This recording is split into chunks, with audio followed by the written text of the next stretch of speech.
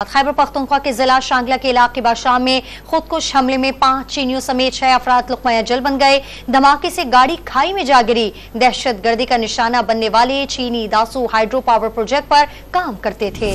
सदर वजीर आजम समेत मुल्की क़यादत ने वाक़े पर इजहार अफसोस किया। वजीर आजम ने वाज़ेह कर दिया सीपैक के दुश्मन कामयाब नहीं होंगे। मुल्क की अमन और तरक्की के दुश्मनों का वार। खुदकुश बमबार ने शांगला के इलाके बशाम में चीनियों को ले जाने वाली गाड़ी को निशाना बनाया। धमाके की शिद्दत से गाड़ी खाई में गिरने के बाद शोलों की लपेट में आ गई। दहशतगर्दी का निशाना बनने वाली गाड़ी इस्लामाबाद से कोहिस्तान जा रही थी। हलाक चीनी शहरी दासू डैम पर काम करते थे। खुदकुश हमले के बाद शाहराह कराकरम को बंद करके सिक्योरिटी इंतहाई सख्त कर दी गई। वजीर आजम शहबाज शरीफ चीनी सफारत खाने पहुँचे। चीनी सफीर को सदर और वजीर आजम के लिए दहशतगर्दी के वाक़े पर ताज़ियती पैगाम पहुंचाया।